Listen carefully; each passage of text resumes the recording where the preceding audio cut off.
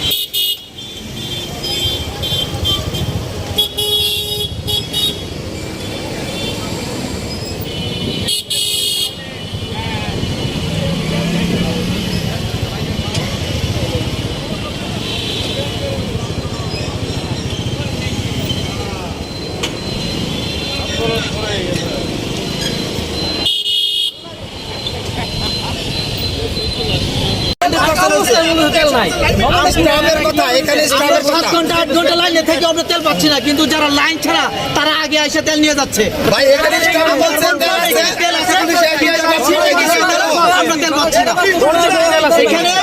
তেল পাম্পের সাথে যোগ সাজসে বাইরের মানুষ তেল নিয়ে যাচ্ছে।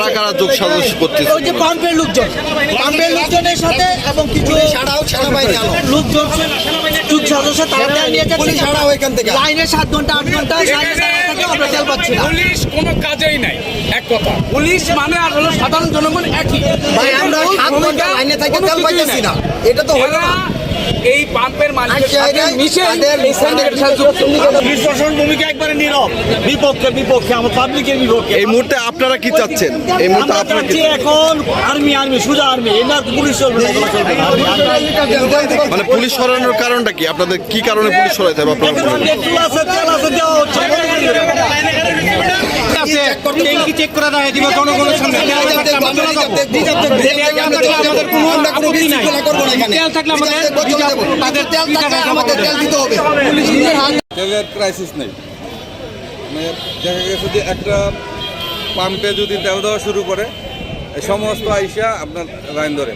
এখন যেটা ওরা কমপ্লেন করতেছে যে একবার তেল নিয়ে আবার পেছন থাকিয়ে ওই মোটর সাইকেলটাই তারা রাখবে, যে বাইরোটেশনারি তেল দিতে দিতে এখানে ওদের বক্তব্য হচ্ছে যে ইঞ্জিনে যতটুকু ইঞ্জিন কার্যকারী রাখার জন্য যতটুকু তেলার দরকার ওইটা ওরা রিজার্ভে রাখছে। তো সেটার পরিমাণ হচ্ছে 600 থেকে 700। আমি মালিকের সাথে কথা বলেছি যে আপনি সর্বোচ্চ যতটুকু রাখলে আপনার ইঞ্জিন নষ্ট হবে না, ওই দুটুকু রাইখা বাকিটা দেন। এখন আসতেছে, এটা এখন রানিং করবে, সম্ভবত আরো 500 লিটারের মতো তারা দিতে পারবে। আচ্ছা। এখন আপনাদের জন্য আমার বক্তব্য হচ্ছে যে শেষ হওয়া অবধি পর্যন্ত ক্যাপাবিলিটি যতটুকু থাকে ওই পর্যন্ত দেওয়ার পরে আপনারা এখানে শান্তশিষ্টভাবে যারা পাবেন তারা নেবেন, আর যারা পাবেন না তারা পরবর্তীতে আমাদের যে আরো পাম্পগুলো আছে বাইরের সমিতি দেয়, ওইভাবে ওখান থেকে আবার আপনাদের নিতে হবে।